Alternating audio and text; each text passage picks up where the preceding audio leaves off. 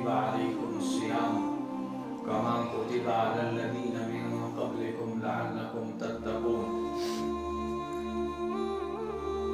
قال الله عز وجل: شهر رمضان الذي أنزل فيه القرآن هدى للناس وبينات من الهدى والفرقان فمن شهد منكم الشهر فليصم. قال النبي صلى الله عليه وسلم: من صام رمضان إيمانا واحتسابا غفر له ما تقدم من ذنبه. من قام رمضان إيمانا واحتسابا غفر له ما تقدم من ذنبه.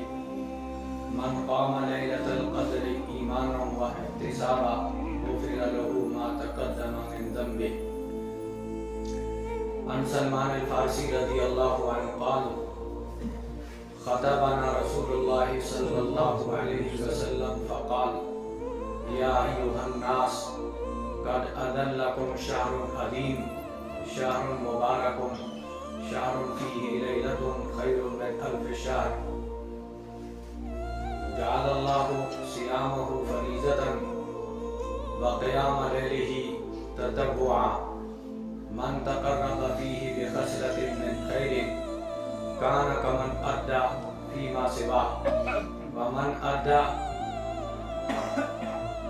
هو شهر الصبر صبر سباب الجنة هو شهر المواساة إلى آخر الحديث. كما قال عليه الصلاة والسلام: صدق الله مولانا العظيم وصدق رسوله النبي الكريم ونحن على ذلك لمن الشاهدين والشاكرين.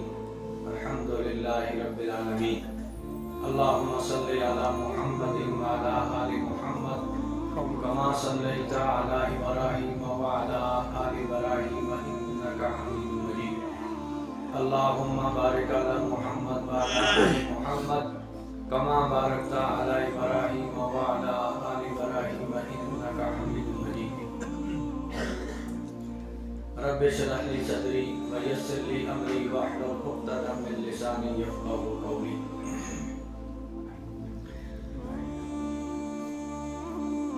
سامعین محترم، قرآن پاک کی چند آیات اور 2-3 احادیث آپ کے سامنے پڑھی ہیں. آپ کو اس بات کا بخوبی علم ہے شعبان اور معظم کا یہ عظیم و شان مہینہ آج اس مہینے کا آخری جمعہ ہے اور آج شام کو چاند دیکھنے کی کوشش کی جائے گی. اگر چاند نظر آ گیا تو تراویح بھی ادا کرنی ہے اور پھر سحری کا انتظام بھی کرنا ہے. اگر چاند نظر نہ آیا تو اس صورت میں کل شعبان اور معظم کی 30 تاریخ ہوگی اور اس کے بعد پھر معلوم ہے کہ آنے والا دن وہ رمضان المبارک کا ہوگا. اللہ تعالیٰ اس رمضان کو ہم سب کے لیے خیر برکت کا ذریعہ بنائے. رمضان المبارک اور ہمارے درمیان میں کچھ گھنٹوں کا وقفہ ہے اور اس کے بعد رمضان المبارک کا عظیم و شان مہینہ اپنی آب و تاب کے ساتھ دستک دے رہا ہے. اللہ تعالیٰ اس کی قدردانی کی توفیق عطا کرے. یہ رمضان المبارک صف مکمل کریں. ابھی صف جو سنت سے فارغ ہوئے آ گیا.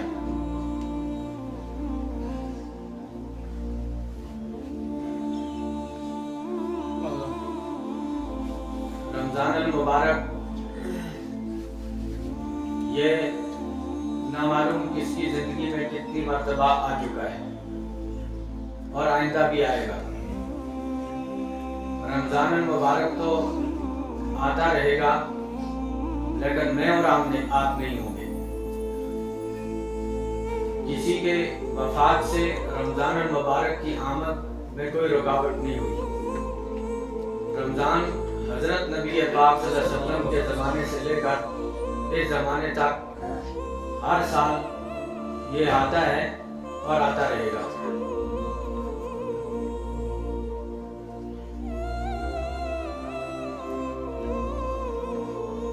ضرورت اس بات کی ہے اس کا اہتمام۔ نبی پاک صلی اللہ علیہ وسلم شعبان المعظم سے رجب المرجب سے دعا کرتے تھے، اللہم بارک لنا فی رجب و شعبان وبلغنا رمضان۔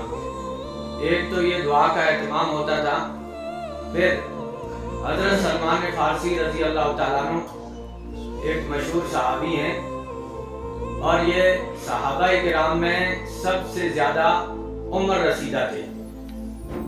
ان کی عمر کے متعلق 250 سے 300 سال تک کی روایات ملتی ہیں کہ انہوں نے بہت طویل عمر پائی۔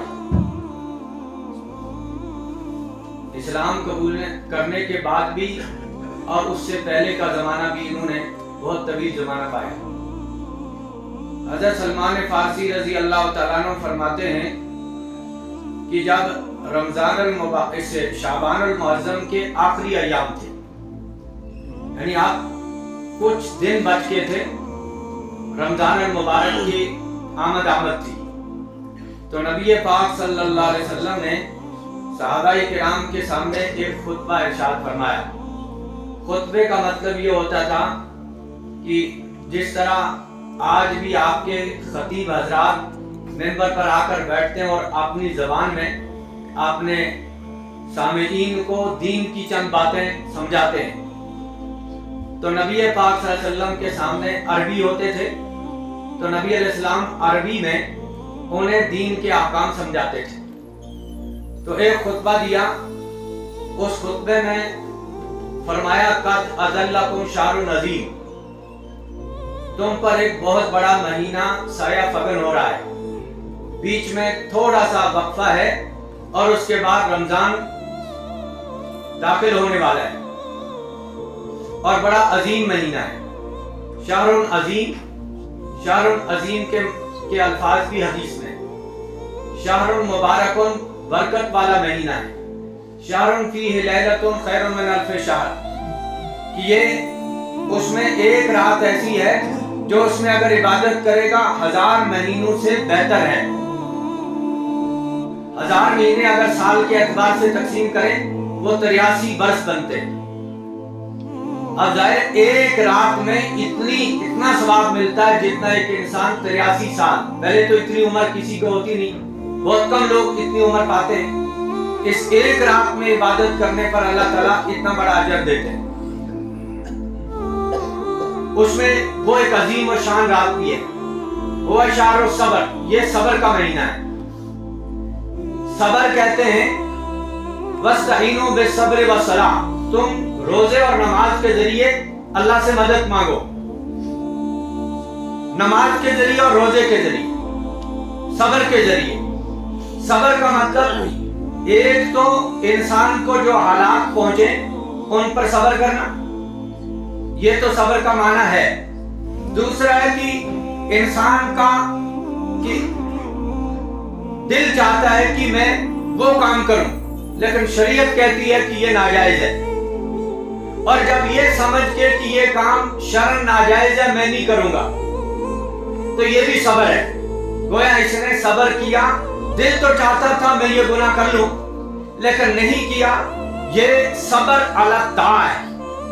گویا کہ اطاعت کے اوپر کھڑا ہو گیا اور گناہ کرنے سے اس نے صبر کر لیا، گناہ کو چھوڑ کر اس نے صبر کیا، معصیت کو ترک کر کے اطاعت کو قبول کر کے جو اس پہ کھڑا ہو جاتا ہے صابر وہ ہے۔ تو یہ صبر کا مہینہ ہے، اس میں سحری کا وقت ہوتا ہے، اور آج میقات بنے ہوئے کہ سحری کا وقت کتنے بجے سحری ختم ہوگی، اور جتنی دیر سے سحری کھائیں گے اتنا زیادہ ثواب ہے۔ اور ایک حدیث کے اندر فرمایا تم سحری کھایا کرو کہ سحری میں برکت ہے، اور ایک حدیث میں فرمایا मुसलमानों और यहूदियों के रोजे में सहरी का फर्क है। यहूदी रोजा रखते हैं लेकिन सहरी नहीं खाते, मुसलमान रोजा रखें और उससे पहले सहरी खाएं। फिर जो इफ्तार का वक्त है, इफ्तार के वक्त पर अपने वक्त के ऊपर इफ्तार कर लें। सहरी के वक्त पर सहरी खाएं, इफ्तार के वक्त पर इफ्तार करें। कुलू वशरबू हत्ता यतबय्यन लकुमुल खैतुल अबयदु मिनल खैतिल अस्वद। खाओ और पियो जब तक काला दागा सफेद दागे से नमूदार ना हो जाए। यहाँ काले दागे से मुराद है रात का अंधेरा। जब सूरज गुरूब हो जाए, जब सूरज गुरूब होने के करीब आता है तो मशरक में अंधेरा छा जाता है, मगरिब में अंधेरा नहीं छाता। यानी जिस साइड से सूरज गुरूब होता है वहां रोशनी रोशनी होती है, और मगरिब जहां से सूरज मशरक जहां से सूरज तुलू हुआ था उस वाले एरिया में अंधेरा छा जाता है। तो जो ही अंधेरा छा जाता है और महसूस करने वाले महसूस करते हैं, हत्ता कि देसी मुर्गे उनको भी ये इल्म हो जाता है कि अब सूरज गुरूब होने के करीब है, वो भी अपना रुख एकदम अंदर अपनी कोठरी में तो रुक कर लेते हैं और उनको एहसास हो जाता है अब सूरज गुरूब होने के करीब है। आज मीकात लगे, उस मीकात के मुताबिक इफ्तार करें, उस मीकात के मुताबिक आप सहरी खाएं। तो कुरान कहता है जब सफेद दागा काले दागे से, सफेद दागे से मुराद है सुबह सादिक। सुबह सादिक का टाइम वही है जो आपको मीकात में मिलेगा खत्म सहरी का वक्त, यही है सुबह सादिक। और उससे पहले वो हमारे बड़े जो थे उनको ये इल्म था सितारों का इल्म, और वो सितारों को देखकर सितारों की एक लाइन निकलती है सहरी के वक्त, और उस वक्त ऐसा लगता है कि सुबह हो गई, और थोड़ी देर गुजरने के बाद फिर अंधेरा छा जाता है। उसको सुबह काज़िब कहते हैं, यानी धोखा देने वाली सुबह। हालांकि अभी सुबह नहीं हुई, एक वक्त ऐसा आता है कि लाइट आ गई, अब सुबह होगी, फिर उसके बाद दोबारा अंधेरा छा जाता है, और उस अंधेरा छा जाने के बाद दोबारा सुबह सादिक होती है, और वो वक्त वही है जो आपकी मीकात पर खत्म सहरी का वक्त है। इससे खत्म सहरी का जो वक्त है, इससे 5 मिनट पहले आप अपनी सहरी का को बंद कर लें। एहतियात इसी में है, एहतियाती पहलू इख्तियार किया जाए तो सुबह सहरी के वक्त खाना खा के गुरूब आफ्ताब तक खाना पीना, नफ्सी ख्वाहिशात को तर्क करना अल्लाह की रजा के लिए। फिर आंख का रोजा, कान का रोजा, जबान का रोजा, हाथ पैरों का रोजा। जबान का रोजा, किसी को गाली मत दो, गीबत मत करो, गीबत सुनो मत। ये जिस्म के जितने उज़ू है हर उज़ू का रोजा हो।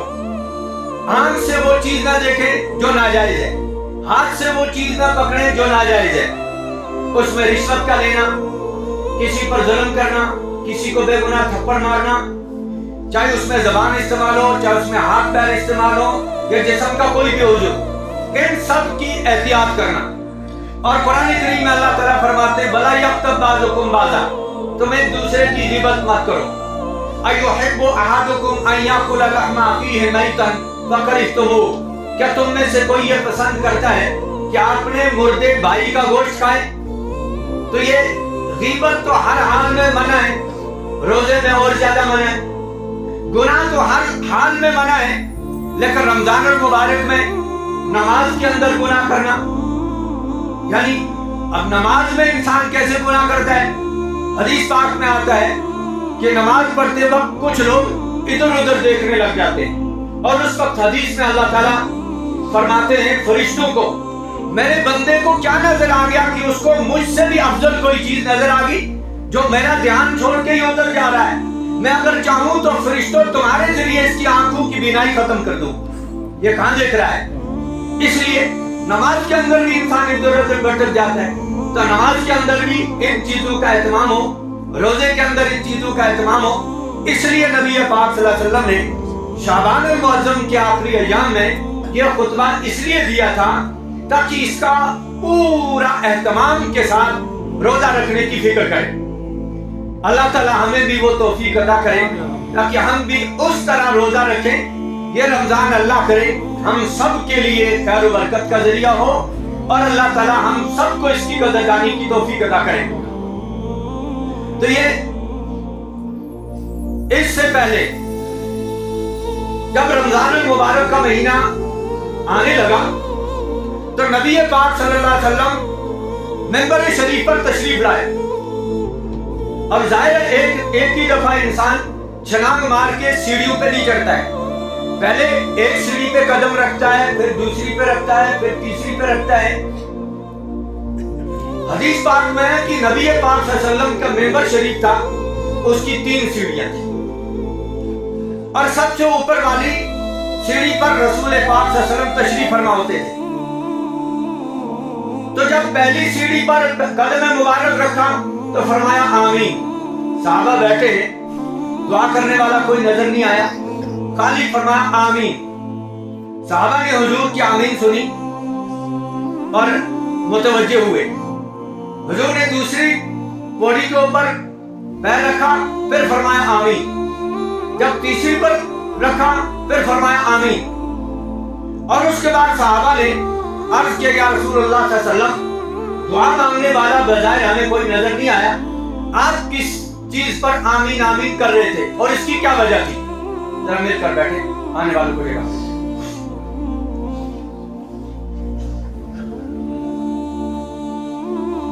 تو نبی پاک صلی اللہ علیہ وسلم نے فرمایا جبریل امین آئے تھے۔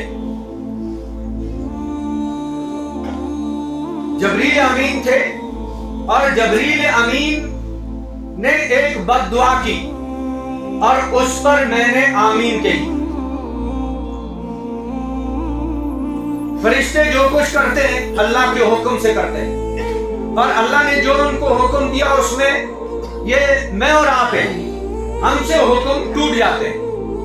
کبھی ہم سے نماز چھوٹے گی، کبھی ہم سے روزے میں کوتاہی ہوگی، کبھی ہمیں کسی دوسرے فریضے میں یا سنتوں میں کوتاہی ہوگی۔ فرشتوں کا مسئلہ یہ نہیں ہے، فرشتوں کو جو حکم دیا گیا فرشتے من و عن اس میں ذرا بار بھی، یعنی آنکھ بند کر کے کھولنے میں کتنا وقت لگتا ہے، اتنی دیر بھی فرشتے اللہ کی نافرمانی نہیں کرتے۔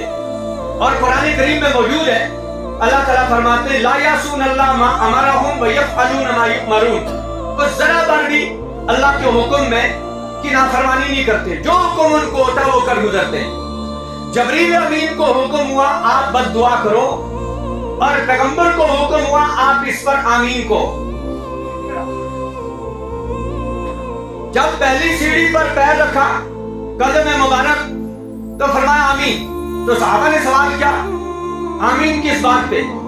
فرمایا جبریل آئے تھے اور جبریل نے بد دعا کی 3 آدمیوں کے لیے، اور ان میں پہلی سیڑھی پر جو قدم رکھا فرمایا وہ لوگ تباہ ہو جائیں، برباد ہو جائیں جنہوں نے رمضان المبارک پا لیا لیکن وہ اپنی مغفرت نہ کروا سکے، اللہ ان کو تباہ برباد کرے۔ اب ظاہر ہے جبریل امین جن کے لیے بربادی کی دعا کر جائیں اور رسول پاک صلی اللہ علیہ وسلم اس پر کہیں آمین، یا اللہ تو ان کو تباہ ہی کرنا، تو ان کو برباد ہی کرنا، تو ان کا بیڑا غرق ہی کرنا۔ اس کے بعد خود ہی ہم سوچ سکتے ہیں کہ اس سے بڑھ کر وبال کیا ہو سکتا ہے۔ گویا کہ جو رمضان المبارک کی ناقدری کرتا ہے اس کے لیے بد دعا فرما دی۔ اس پر فضیلت بیان کرے، وعیدیں بیان کی جائیں یا نہ کی جائیں، یہ ایک وعید ہی کافی ہے میرے اور آپ کے سنبھلنے کے لیے کہ ہم اپنے آپ کو بچائیں کہ اللہ تعالیٰ ہمیں جبریل امین کی اس بد دعا سے اور نبی پاک صلی اللہ علیہ وسلم کی اس پر آمین کی بد دعا سے اللہ تعالیٰ ہماری بھی حفاظت فرمائے، ہماری نسلوں کی حفاظت فرمائے۔ اور جو ناقدری کرتے ہیں ان کو کان کھول کے سن لینا چاہیے کہ اس پر جبریل کی بد دعا لگ چکی ہے، اگر انہوں نے زندگی میں توبہ نہ کی تو وہ دنیا ہی میں اللہ تعالیٰ ان کو برباد ضرور کر دیں گے۔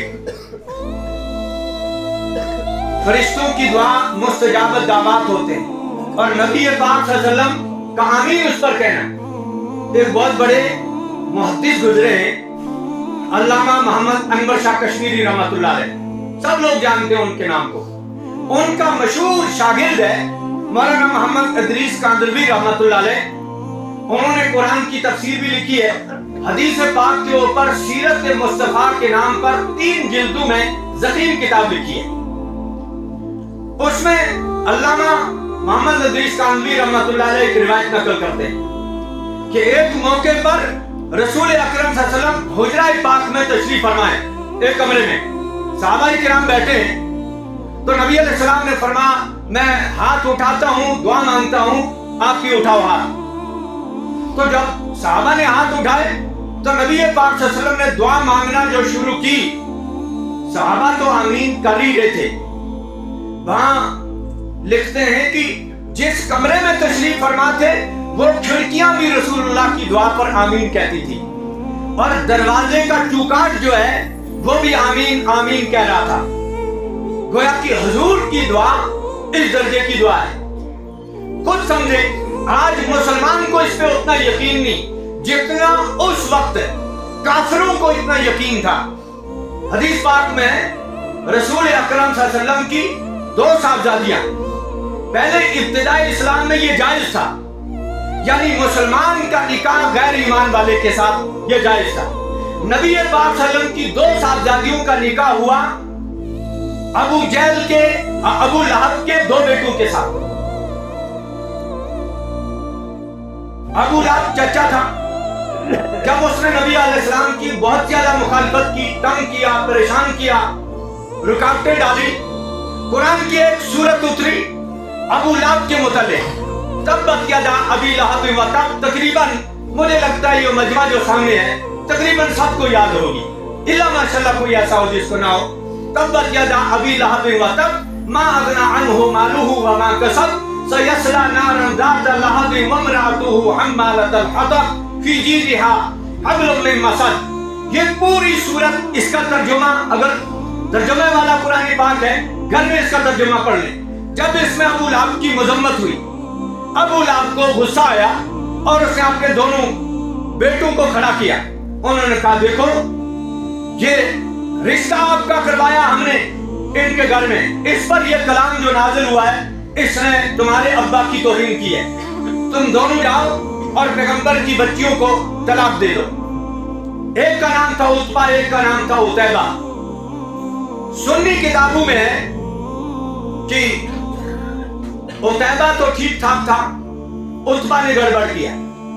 شیعہ حضرات کہتے ہیں کہ نہیں عتیبہ نے یہ کیا ہے، عتبہ نے کیا ہے، اور عتیبہ اس سے بری تھا۔ ایک ان میں سے آیا اور اس نے آ کر رسول پاک صلی اللہ علیہ وسلم کے سامنے کھڑے ہو کر ان کی بچی کو طلاق دے دی۔ دوسرا نابالغ جو آیا بدبخت، اس نے خالی طلاق نہیں دی، اس نے پہلے آ کر نبی پاک کے چہرے پر تھوکا۔ نعوذ باللہ من غضب اللہ۔ جب انسان گرتا ہے نا تو پھر نبی کے ساتھ بھی یہ حرکت کرنے پر باز نہیں آتا۔ لیکن علامہ حلبی رحمۃ اللہ علیہ لکھتے ہیں سیرت حلبیہ میں، جب اس نے پیغمبر کے چہرے پر تھوکا، اللہ نے وہ تھوک آگ میں تبدیل کر کے اس کے چہرے پہ مارا اور اس کا چہرہ جلوس کیا۔ اس نے پہلے تو پیغمبر کے چہرے پر تھوکا اور اس کے بعد طلاق دی۔ تو نبی پاک صلی اللہ علیہ وسلم کی زبان مبارک سے ایک بد دعائیہ جملہ نکلا۔ انہوں نے فرمایا اللہم صلی علیہم قلب من کلابک، اللہ تو اس پر اپنے کتوں میں سے کسی کتے کو مسلط فرما دے۔ یہ نبی کی بد دعا تھی۔ یہ میں اس لیے بتا رہا ہوں کہ جبریل نے بد دعا کی تو رسول اللہ نے آمین کہی، اور جب اس شخص نے بدتمیزی کی تو رسول اللہ نے ان کے حق میں بد دعا کی۔ ابو لہب کو پتا چلا کٹر کافر ہے، نبی کی رسالت کو نہیں مانتا، ان پر اترے ہوئے کلام کی تکذیب کرتا ہے، اس دین شریعت کو نہیں مانتا۔ لیکن جب اس نے بیٹے کو پوچھا کیا کیا، کہا ابا یہ سارا کام کر کے آیا ہوں۔ اس نے کہا پھر میرے بھتیجے نے کیا کہا؟ کہا یہ الفاظ کہے ہیں، کہا اب تو ہلاک ہو کر رہے گا۔ یہ میرا یقین کہتا ہے میرا بھتیجا سچا ہے، اور جو اس کی زبان سے نکلا ہے یہ ہو کر رہے گا۔ آج کاش مسلمان سمجھ جاتا کہ رسول اللہ نے رمضان کی ناقدری کرنے پر جو فرمایا اللہ اس کو تباہ برباد کرے، اور وہ ہو کر رہے گا، اگر وہ نہ سنبھلا اللہ ہماری حفاظت فرمائے۔ تو اب اس کے بعد ابو لہب نے جب پوری زندگی اس بچے کی حفاظت کی، جہاں جاتا تھا ساتھ ساتھ میں جاتا تھا کہ اس کو بچاؤں، اس کو بچاؤں۔ ایک ملک شام کا سفر تھا، تجارت کے لیے جا رہے تھے، ایک جگہ میں جنگل کے قریب رات پڑ گئی، قافلہ تھا پورا تجارت والا، ان کے ساتھ میں ان کا سامان تھا۔ تو ابو لہب کھڑا ہوا، اس نے کہا قافلے والوں تم جتنے لوگ ہو اپنا یہ سامان ارد گرد میں ایسے رکھو، باڑا بناؤ اور سب ارد گرد میں سو جاؤ، میرے بیٹے کو بیچ میں سلاؤ، مجھے خطرہ ہے میرے بھتیجے کی بد دعا اس کو کہیں ہضم نہ کر جائے۔ وہ سب سو گئے، وہ سامان دائیں بائیں میں رکھا، دیوار بنائی، رات کو سو گئے۔ گہری نیند جب ان پر مسلط ہوئی، اللہ تعالیٰ نے جنگل سے ایک شیر کو آرڈر کیا، جاؤ۔ اور حدیث پاک میں ہے شیر جب آتا ہے نا بستی میں، اور ہمارا پرانا چیز تھا سین گجے، شیر گرجتا ہے، اور حدیث پاک میں ہے کہ شیر جب گرجتا ہے تو اس وقت وہ کیا کہتا ہے؟ اس وقت وہ اللہ سے ایک دعا مانگتا ہے، یا اللہ میں اب آبادی میں اتر چکا ہوں، میں نہیں جانتا ہوں یہاں تیرا نیک بندہ کون ہے، تیرا نافرمان کون ہے، لیکن تو ہی میرا راستہ نیک لوگوں سے روک لینا، کہیں ایسا نہ ہو کہ میں کسی تیرے نیک بندے یا نیک بندی کو تکلیف پہنچاؤں، اس لیے میری حفاظت کر لینا۔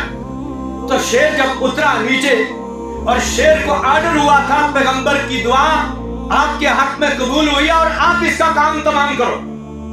شیر جب آیا اس سارے سامان کے اوپر سے اندر آیا اور ایک ایک کو سونگا، ایک ایک کے منہ کو، کہ وہ مجرم کون ہے جس سے وہ بدبو نکلی ہے، جس نے پیغمبر پر تھوکا تھا، اور اس نے ایک ایک کے منہ کو سونگا۔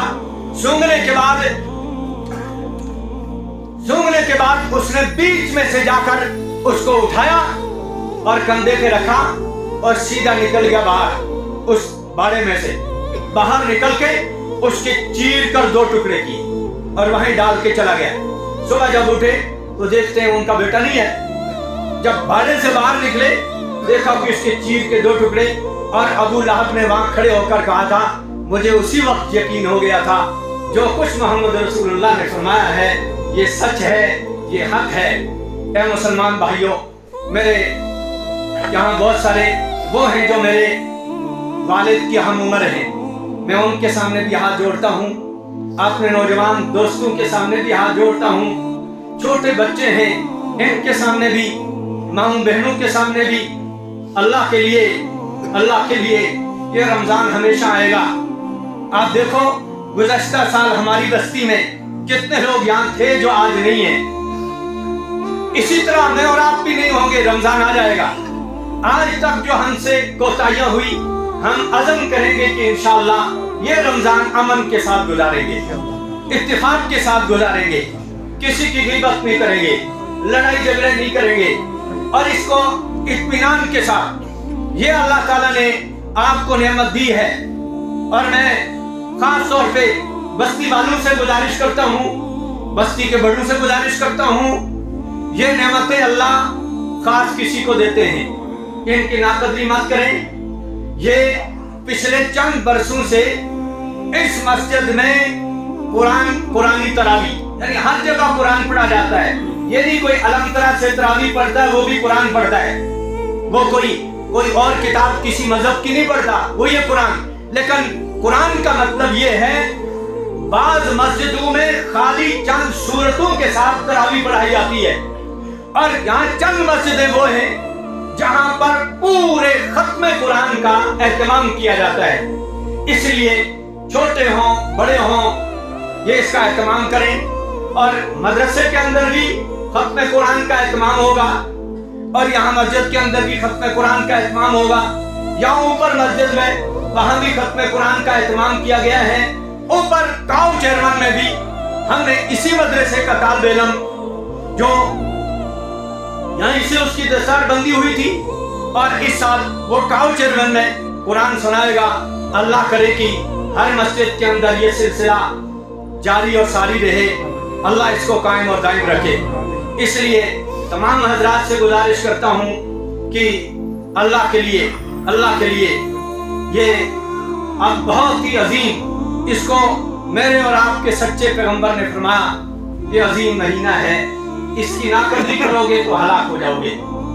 कितनी मर्तबा हमने इसमें कुछ गलतियां, इंसान से गलती होती है, लेकिन वो इंसान बेहतरीन इंसान है जिससे गलती हो और माफी भी मांगे। वो इंसान बेहतरीन इंसान है जो गलती पे गलती करता जाए और माफी की तरफ रुजू ना करे। अल्लाह इसको हदीस के अंदर फरमाया, कुल्लु बनी आदम खताउन व खैरुल खत्ताईन अत-तव्वाबून। हर बनी आदम से खताएं होंगी और होती हैं, बेहतरीन खताकार वो हैं जो अल्लाह से माफी मांगते हैं। तो इसलिए इसका बहुत एहतमाम करें। मैं काफी अरसे से यहाँ जुमा नहीं दे सका था, इधर उधर की कुछ मशगूलियात, इदारे की मशगूलियात, और आपको ये मालूम है। और मैं खास तौर पर जिस इलाके में ये इदारा अगर आज 5 मिनट ज्यादा भी हो गए तो मैं माजरत करूंगा कि आप हमारे इदारे को सदका फितर तक महदूद न रखें। सदका फितर, जब आपकी बस्ती में ये मदरसा नहीं था, आप सदका फितर दिया करते थे? देखा नहीं देखा? जी देखा। गोया वो तो एक ऐसा माल है जो आपको किसी भी हाल में निकालना है, लेकिन मदरसे को उसी पर न रखें। आप अपने, मैं तो ये कहता हूं सदका फितर किसी और को दे दो जो मुस्तहिक है, लेकिन मदरसे का आप उससे अलग ताउन करो। और खास तौर पर मजदूर पेशा लोग, कम दर्जे के लोग, मालदार लोग, मालदार जो अच्छा कारोबार करते हैं, वो ये ना समझें कि शायद ये मस्जिद, ये मदरसा हमारे पैसे से चलता है। ना ना, अगर किसी के जहन में ये बात आ गई तो समझ लेना आज ही से वो अपनी तबाही बर्बादी के लिए तैयार हो जाए। अल्लाह किसी का मोहताज नहीं। अल्लाह मस्जिदों का निजाम भी चलाएंगे, अल्लाह मदारिस का निजाम भी चलाएंगे, अल्लाह गरीबों का निजाम भी चलाएंगे। बल्कि ये तो सआदतमंदी है, अगर कोई गरीबों की खिदमत करता है तो अल्लाह ताला उसको मजीद तौफीक अता करे। कोई मदारिस की खिदमत करता है, अल्लाह उसकी और अल्लाह ताला उसको और बरकत दे। अल्लाह ताला जो इस अभी तक जुड़े नहीं, अल्लाह उनको भी जुड़ने की तौफीक अता फरमाए।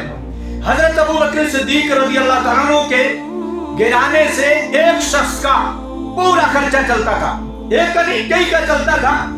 लेकिन मैं अर्ज ये कर रहा था, एक सहाबी थे सीधे साधे, मुनाफिकों ने एक साजिश रचाई। उस साजिश में उस सीधे साधे, उस ईमान वाले सहाबी को मुब्तला कर लिया। जब वो मुब्तला हुआ, वो थी अबू बकर सिद्दीक की इज्जत परवार, पैगंबर की इज्जत परवार, और उसमें वो सीधे साहबी भी शामिल हो गए।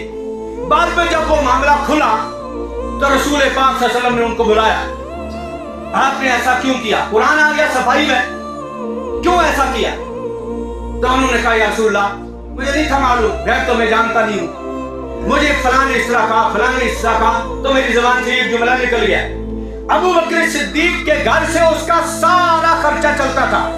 अबू बकर सिद्दीक को दिल में आया, देखो मेरा ही खाता है, उसी बर्तन में खाता, उसी में पेशाब करता है, आज से मैं इसका खर्चा बंद करता हूं, नहीं देता। अबू बकर जैसा शख्स है, अल्लाह मेरे आप जैसा नहीं है, अबू बकर सिद्दीक जैसा अजीम इंसान है। जब वो खर्चे के बंद करने का आज़म करता है तो अल्लाह ताला ने कुरान उतार दिया और कहा, और नबी फरमाया ये कुरान की आयतें अबू बकर को सुना दो। और क्या दो अबू बकर सिद्दीक को? क्या अबू बकर तू ये नहीं चाहता तेरा रब तेरी मग़फ़िरत कर दे? जब ये आयतें सुनी, अबू बकर सिद्दीक हाथ जोड़ के खड़े हो गए, या अल्लाह जो गलती मैंने की थी, जो मैंने आज़म किया था कि इसको खर्चा नहीं दूंगा, या अल्लाह तेरे साथ अज़म करता हूँ। अबू बकर कौन हुआ जो अपने रब की मग़फ़िरत से बेनियाज हो सकता है? मैं चाहता हूँ मेरी मग़फ़िरत हो जाए, मैं चाहता हूँ मेरी मग़फ़िरत हो जाए, या अल्लाह तू मुझे माफ कर दे। वो मेरी इज्जत परवार कर गया, मैं नहीं करता हूँ, मैं उनका खर्चा जारी करूंगा। अल्लाह ताला जो اللہ قبول فرمائے، ہر ایک کا دینا قبول فرمائے.